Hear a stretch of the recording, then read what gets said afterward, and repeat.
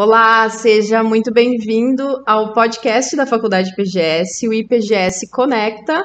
E hoje eu tenho aqui uma convidada super especial, mas antes vou me apresentar, claro, para vocês. Meu nome é Cláudia, eu sou professora de Marketing e Empreendedorismo aqui na Faculdade PGS, consultora também na área. E hoje, essa convidada super especial é nutricionista e ela vem aqui falar um pouquinho sobre a prática clínica dela, que é diferente. Não é uma prática totalmente nova, mas tem muita novidade, muitas coisas legais para comentar. Então, se você está pensando em atuar nessa área do comportamento alimentar, quer conhecer um pouco mais dessa área, é recém-formado ou está pensando também em fazer um pós-graduação na área, esse podcast é para você. Não se esquece de se inscrever aqui no nosso canal do YouTube. Se você está acompanhando também por qualquer plataforma, também aproveite e compartilhe o link com seus amigos e colegas para divulgar esse nosso conteúdo. Tudo bem, Olivia? Seja muito bem-vinda. Tudo bem, bom dia. Quero agradecer pelo convite também, né? Da PGS. Muito obrigada. É um prazer estar aqui. Excelente. Eu acho que a gente pode começar a conversar assim para você se apresentar mesmo, né? Você é de Porto Alegre, é nutricionista há quanto tempo? Então fica bem à vontade para falar um pouquinho da tua trajetória profissional. Tá bem. Então, eu sou nutricionista, sou daqui de Porto Alegre mesmo. Atualmente também sou mestranda em nutrição pela URGS e atendo já desde a minha formatura, na verdade, né? Então, desde que me formei, comecei a atuar já na área do comportamento alimentar, faz 2 anos e meio, mais ou menos. E quando você começou a atuar, então, há 2 anos, mais ou menos, 2 anos e meio, você já tinha na faculdade escolhido atuar com o comportamento alimentar? Porque a gente comenta muito aqui, até com o corpo docente, todo mundo fala assim, mas não é atuar com o comportamento alimentar, é uma abordagem que todo mundo deveria utilizar na prática clínica, né? Mas como é que foi essa escolha, assim, o processo disso? Exatamente. Acho que todas as áreas, né, da nutrição, que são uma infinidade, trabalham ou deveriam, pelo menos, trabalhar com comportamento alimentar. O meu primeiro contato com comportamento, na verdade, foi logo no início da faculdade. Quando eu entrei, eu estava meio incomodada, assim, porque parecia que faltava alguma coisa, sabe? Então, já no início da graduação, eu fiz meu primeiro curso, acho que no primeiro ano, ou no início do segundo ano, já voltado para o comportamento alimentar, e a partir daquele momento eu sabia que era nessa área que eu queria seguir, né? Porque a partir do momento que eu fiz o primeiro curso, eu vi que aquilo fazia sentido, né? E não só a prescrição de dieta, né? Não só voltado para a parte bioquímica, mas tem todo o comportamento de fato por trás da alimentação, né? Tudo isso é importante. E assim, pensando na formação da graduação, o que mudou para você em relação, por exemplo, a quando você vê um colega que não tem essa mesma visão ainda do comportamento? Porque, assim, na minha época de faculdade, a gente só teve uma disciplina de psicologia, né, que abordava um pouco mais disso, mas ainda a gente falava sobre comportamento humano como um todo, mas não especificamente assim tão aprofundado do comportamento alimentar. Claro que aprofundado a gente vai ver em curso de pós, né, e num curso mais específico, mas eu digo assim, para que realmente eu tivesse na época essa ideia. Isso, claro, há uns 10 anos atrás, assim, né? Então, como é que foi para ti? Já tem na faculdade, assim, essa. Acredito que tenha aparecido mais, né, na graduação, os professores têm trazido mais, mas acho que a grade curricular continua a mesma, né? A gente tem uma disciplina de psicologia, trabalha sobre o comportamento humano, mas o comportamento alimentar fica mais para atividades de extensão, né, para grupos de estudo, não diretamente dentro da grade curricular da faculdade. Então, acho que isso ainda falta, sabe?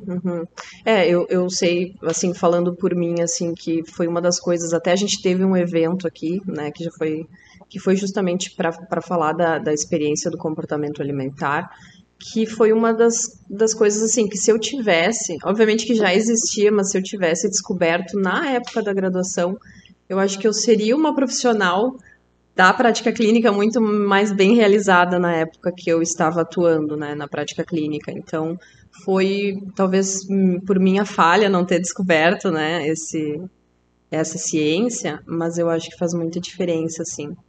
E hoje você atua aqui em Porto Alegre? Como é que é o teu consultório?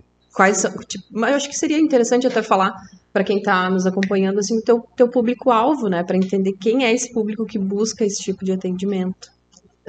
Bom, então atendo aqui em Porto Alegre, sim, tanto de forma presencial, né, quanto de forma online para o Brasil, para o mundo, né? Acho que a pandemia trouxe isso para a Uhum, gente, essa facilidade, né, essa disponibilidade de poder atender mais gente. Mas a minha demanda em consultório é justamente na mudança do comportamento. E isso é muito amplo, na verdade, porque a gente consegue trabalhar com doenças crônicas, né, com o comportamento alimentar, mas a maior demanda é, de fato, os transtornos alimentares, né, uhum. pessoas que já tentaram diversas vezes ir por esse caminho da nutrição mais tradicional e que falharam, né, que tiveram essa sensação de falha no tratamento. Então, esse público acaba buscando mais o comportamento alimentar. Mas, como eu disse, é muito amplo, né? A gente consegue trabalhar na esportiva com o comportamento alimentar, nas doenças crônicas, na Uhum. oncologia, em todas essas áreas a gente precisa, na verdade, né, trazer esse olhar do comportamento e de olhar o indivíduo como um todo, porque a gente não trabalha entregando só papel, né? A gente Uhum. trabalha com uma pessoa, com aconselhamento para pessoas. Então, é extremamente importante. É uma clínica multiprofissional. Lá na clínica atendemos eu, mais uma nutricionista e, por enquanto, um médico, Uhum. né, nutrólogo. Entendi. E esse contato, assim, com o pessoal da equipe, digamos assim, né, da clínica, ele funciona de forma fluida? Vocês discutem os casos ou como é que funciona a interação entre vocês? Sim, né? Em especial com a nutricionista, né? A gente discute muito os casos e eu acho que talvez na área do comportamento isso tem crescido muito mais, né? Essa possibilidade, né, que vem da psicologia, da supervisão, da discussão de caso, né? Isso é extremamente importante. Eu costumo, né, dizer que antigamente eu acho que isso vem mudando dentro da nutrição, mas que a nutrição é uma profissão muito solitária, né? E que cada vez mais com conhecimento a respeito, né, do comportamento alimentar, a divulgação acerca do comportamento alimentar, a gente vem trazendo mais algumas coisinhas da psicologia e tornando natural essa troca de conhecimento, né, a supervisão, todos esses pontos que são extremamente importantes, porque às vezes a gente é difícil conduzir Uhum. alguns casos, né? Então a gente precisa de outros olhares. Eu te pergunto isso porque, pessoal, eu vou pedir desculpas pela minha voz, tá? Eu tô um pouquinho rouca, minha voz tá um pouco anasalada, então quem estiver só ouvindo, tenham paciência, porque vai ser o único, eu acho, né? Espero que as próximas gravações a minha voz esteja zerada e tá tudo bem. Mas continuando aqui falando sobre isso, eu acredito que sim, essa tua fala foi muito importante de dizer que é uma profissão talvez solitária, mas do profissional buscar, porque hoje tem nutricionista que só está atendendo no online, né? Então, buscar algum contato profissional, uma parceria, né, para indicar paciente, para fazer esse contato mesmo com outro profissional e para discutir caso, eu acho que isso é muito enriquecedor. Né? Quem tem a possibilidade de ter essa discussão desde na faculdade, dos rounds, né, de ter esse momento com a preceptoria, né, que são os professores que ficam ali nos bastidores, eu acho que isso é o que faz a gente ter mais ideias, né, ter uma visão um pouco mais integrativa, né, do que é o atendimento mesmo. Eu acho que funciona muito. E isso você consegue discutir com essa outra profissional, então. Exatamente, e também com psicólogos, né? Como eu atendo também no núcleo do comportamento alimentar, numa instituição aqui de Porto Alegre também, nós temos uma equipe junto com outros psicólogos, então nós Uhum. fazemos discussão de caso, né? Com o olhar do nutricionista, com o olhar do psicólogo. Isso faz com que a gente aprenda demais, né? Faz com que a gente cresça como profissional. Então, assim, é excelente, Uhum. É, o excelente. benefício para o profissional e o paciente sai sempre ganhando, né? Porque ele Exatamente. vai ser super assistido, né? Tanto daí da parte da psicologia, da medicina, da nutrição e outros profissionais que também possam, né, estar inseridos nesse sentido. E agora você falou já que você faz esse atendimento.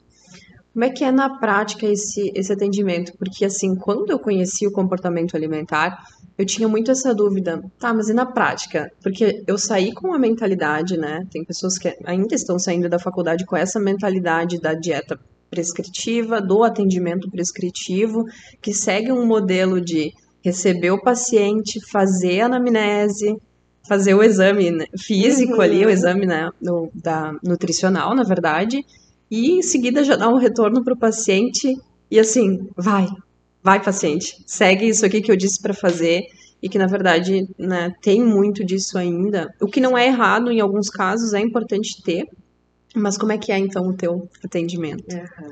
A sensação, né, que não acaba quando a consulta acaba. Na verdade, a consulta dentro do comportamento alimentar, ela não tem um script, né? A gente não tem um início, um meio e um fim, assim como numa anamnese, vou perguntar isso, isso e aquilo.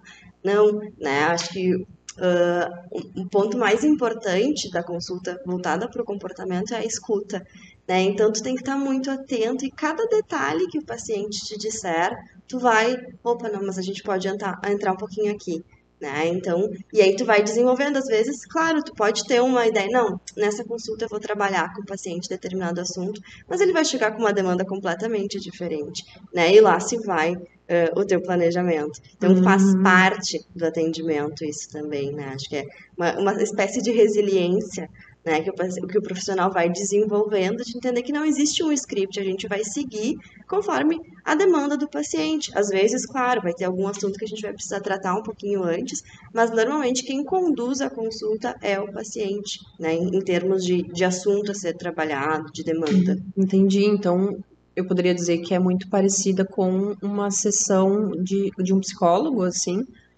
mais ou menos.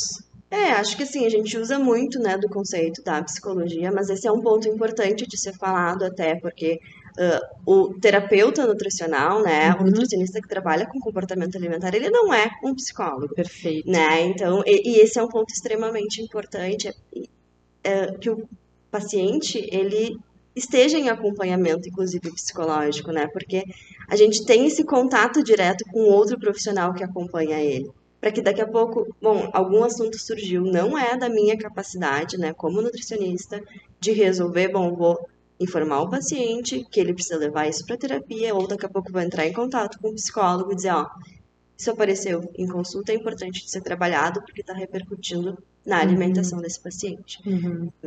Mas não é, né, uma sessão de terapia. Ainda assim é uma consulta nutricional em que nós falamos sobre alimentação. Eu entrei nesse assunto porque quem estuda o comportamento alimentar e começa a aprender o uso das ferramentas, né, e a teoria em si dessa ciência, tem lá TCC, que é a terapia cognitivo-comportamental, tem outras ferramentas que aí eu não, você sabe melhor do que eu para falar o nome dessas ferramentas, mas que são que vêm da psicologia, né? Então, só para a gente realmente continuar dizendo, não, é muito importante esse trabalho do multi ali, né? Nesse contato, e que nenhum profissional vai tirar o lugar do outro nesse sentido, porque a gente tem o nosso limite de até onde a gente pode ir, né? Assim como o nutricionista prescreve dieta, outro profissional não prescreve, né? Porque ainda é uma atividade do nutricionista, né? Essa orientação, né? Profissional, então é mais nesse sentido, né? Por isso que eu entrei. Mas e ainda sobre o teu público mesmo, né? Que eu tinha perguntado, que é amplo. Mas você atende adultos, crianças? Sim, atendo adultos, né? Não trabalho com crianças, apenas adolescentes e adultos. E eles vêm com quais queixas, assim, no consultório? Se você pudesse até, eu acho que é interessante para quem está acompanhando entender a prática do dia a dia, assim, né? Ah, o paciente chega, como é que acontece esse primeiro contato?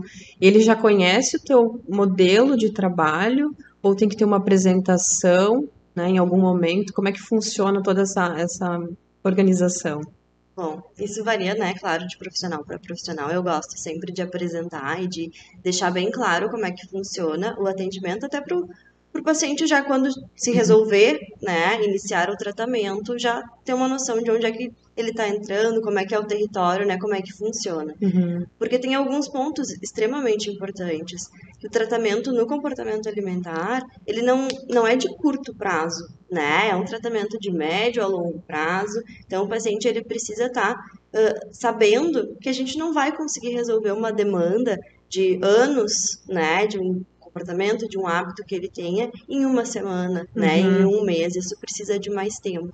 Então, eu costumo sempre explicar para o paciente como é que funciona, né, como é que a gente trabalha, que o atendimento ele é baseado em aconselhamento nutricional, que, claro, eventualmente podem ser feitas prescrições, isso uma coisa não exclui a outra, né? Mas, claro, devidamente orientado, que a gente vai conversar em consulta, quais são as expectativas dele em relação ao tratamento, né? Que aí entra um ponto que eu acho que é bem importante de trazer, que às vezes o paciente ele chega, né, com uma demanda, inclusive assim, ai, Olivia, eu tô sentindo X coisa e eu preciso tratar isso. Aí a gente vai investigando e o paciente age dessa forma há anos. Não, mas eu quero mudar em um mês. Né? E a gente precisa validar esse sentimento do paciente, mas ainda assim tentar mostrar para ele que não é possível mudar um comportamento de anos em um mês. Né? Então, escutar o paciente, validar ele é extremamente importante. Isso que você falou da escuta, né, que foi uma das suas primeiras falas, e dessa validação, isso dá margem para o paciente desistir de início, assim, como é que funciona essa comunicação com o paciente, por exemplo? Ó, né, porque o paciente tem esse entendimento de que não é um tratamento a curto prazo, não é uma meta que ele vai colocar de 30 dias, por exemplo, de perda de peso, né, ou de melhora de perfis. Isso é uma mudança de hábito, uma mudança de estilo de vida gradual, que é o que a gente sabe que realmente vai ser sustentável, né? Como é que é isso para o paciente? Olha, muitos dos pacientes que chegam, eles já chegam, né, com esse conhecimento, justamente por já terem tentado diversas outras formas de tratamento, eles já chegam, tá, não, mas agora eu vou me propor a fazer algo diferente. Não dá mais para fazer do jeito que eu fiz a vida inteira. Exatamente, né? Não funcionou dessa forma, então vamos tentar alguma coisa diferente. Então eles vêm bem abertos, não, né? Então vamos seguir dessa forma que tu está me dizendo e vamos tentar ajustar algo que funcione para mim, né? Então eles já vêm com essa cabeça mais aberta, o paciente que procura um profissional que trabalha com comportamento alimentar. Entendi. E nesse atendimento, quando a gente está falando sobre a parte bioquímica, exames, como é que é tratado junto do profissional que tem exclusivamente esse tipo de atendimento? Como é que se organiza isso? Porque aí, nesse sentido, talvez tenha que ter uma prescrição junto, né? Como é que funciona na prática? Bom, é tratado, né? Digamos que da mesma forma como qualquer outro profissional, né? Se o paciente vem com algum exame alterado, né, a gente precisa trabalhar em cima daquilo. Então, nós vamos trabalhar em cima de mudanças possíveis para o paciente, né? Então, não adianta nós prescrevermos uma coisa linda, maravilhosa, como está nas diretrizes, porque tem que comer assim, assim, assado, né? Tantas gramas, se o paciente ele não vai seguir. Então, a gente precisa explicar para o paciente, né, se ele não está ciente da necessidade daquela mudança, quão importante é, né, ele mudar determinados comportamentos e junto do paciente identificar como é que ele consegue fazer aquilo, né? Porque não adianta nós darmos uma orientação se o paciente não vai conseguir seguir, né? Então a gente trabalha com certeza com exames bioquímicos, são parâmetros extremamente importantes, né? Especial pacientes com alguma doença crônica, enfim, e nós precisamos ajustar junto dele para ver o que ele vai conseguir fazer. Você falou várias vezes do doente crônico, né, na tua fala. Esse é um público frequente ou tem ainda as pessoas que elas estão... Como é que eu posso dizer? Eu não posso dizer assim, pessoas não são normais, mas eu digo assim, elas estão saudáveis, elas não têm nenhuma doença crônica, não fazem uso de medicamento diário. Essas pessoas também vêm procurar como uma forma de prevenção ou ainda não tem isso no consultório? Na minha prática, eu percebo que é um pouco menos frequente, né? Eu tenho muito contato com pacientes com doenças crônicas, em especial com diabetes, tipo 2 por conta do mestrado, né? E a gente acaba trabalhando muito com aconselhamento nutricional com esses pacientes. Mas na minha prática, eu percebo que é um pouquinho diferente. Eu acho que o paciente que tem a doença crônica, ele acaba tendo muito mais contato com o médico, né? Então, chega para o nutricionista depois e quer tratar, né, daqui a pouco um exame alterado de uma forma mais aguda, né? E não enxerga que daqui a pouco a mudança do comportamento ela pode ser muito efetiva, porque claro, a gente quer reduzir daqui a pouco um exame de hemoglobina glicada, Uhum. né? Mas a gente não quer reduzir pontualmente, a gente quer que aquela redução ela se mantenha. E como é que vai se manter uma redução de hemoglobina glicada, né? A partir da mudança do comportamento alimentar, né? Em ajuste, claro, com atividade física e medicamentos. Isso que você falou foi importante porque a Olivia, então, ela está cursando mestrado, né? Então é importante falar até porque, assim, nos protocolos de mestrado, muitas vezes o atendimento, ele tem aquele protocolo e a gente segue um protocolo que está lá especificado porque faz parte de pesquisa, né, Olivia? Sim. Então, muitas vezes a gente até nem tem muita margem ali para trabalhar questões que a gente poderia trabalhar na prática clínica no privado, ali no consultório, né? Seja online ou no presencial. Mas eu tenho certeza que isso já ajuda na tua prática clínica ambulatorial, que é do mestrado, né? Essa Sim, prática. com certeza, porque muitas vezes, né, nós atendemos lá no hospital de clínicas pacientes com diabetes, e nós não temos muito tempo, né, daqui a pouco para fazer uma prescrição individualizada, então nós trabalhamos com aconselhamento nutricional, né, e que tem uma efetividade excelente, né, os pacientes conseguem aderir, trazendo o comportamento alimentar mais uma vez, inclusive para dentro do sistema único de saúde, né? Isso era uma das dores que eu tinha na época também. Eu também atendia com diabetes tipo 2, né, especificamente, então, mas eu sentia muito que os pacientes vinham, então, com toda aquela sobrecarga de informação, porque muitos pacientes ali, até quem já atua nessa área ambulatorial ou quem atende em unidade básica de saúde, quem faz, né, esse atendimento no SUS também, vem o paciente cheio de informação e com uma sobrecarga de descobrir agora o diabetes, tá com uma glicose lá de 600, 800, isso não é incomum, né? Acontece. Esse paciente vem com hipertensão, sobrepeso, né? Um combo Sim, ali que a gente já conhece. E esse paciente, ele tá apavorado. E aí eu sempre imagino, né? O paciente, assim, tem a parte do atendimento dos outros profissionais, né? Que é bem essa parte técnica, justamente para cuidar do paciente da forma bem bioquímica, fisiológica. E tem que ter esse profissional que vai dar esse suporte para esse paciente e ouvir ele, porque no dia a dia não tem esse tempo, né? Muitas vezes o profissional, né, o médico está preocupado em manter aqueles níveis. E aqui só para deixar bem claro, pessoal, obviamente que todos os profissionais são essenciais, né? Aqui não é uma exclusão de profissional, mas um profissional está preocupado com um ponto do paciente. O outro vai precisar ouvir esse paciente. Em algum momento tem que ter esse profissional. E nesse sentido, o nutricionista que faz esse aconselhamento nutricional é esse profissional, né, Olivia? É Então, esse espaço, né, que o paciente tem muitas vezes, em que a gente realmente escuta, né? O paciente ele vai conseguir entrar dentro do consultório, né, e vai dizer o que está funcionando, o que não está funcionando, como é que está sendo, né? Quais são as informações que ele tem. E aí entra um ponto importante que, claro, percebo muito mais, né? Muito nos pacientes, na verdade, não mais, mas muito nos pacientes com diabetes, essa restrição cognitiva, né? Então, assim, o que pode, o que não pode, o que deve, o que não deve. Claro, eles têm uma restrição maior imposta por conta da doença, né? Mas isso é uma demanda do consultório também, né? Esse pensamento, assim, pode, não pode.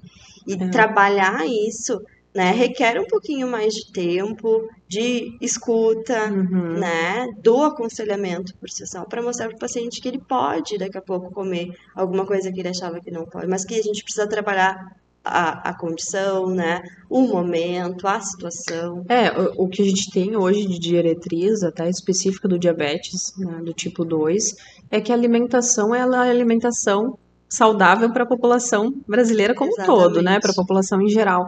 Mas claro, vai chegar aquele paciente que ele está com um quadro específico, ou ele até pode já ter uma complicação, né, uma neuropatia, daqui a pouco então ele vai precisar de uma, talvez, eu vou utilizar essa palavra, ele vai precisar de uma restrição em algum momento, Com né? certeza.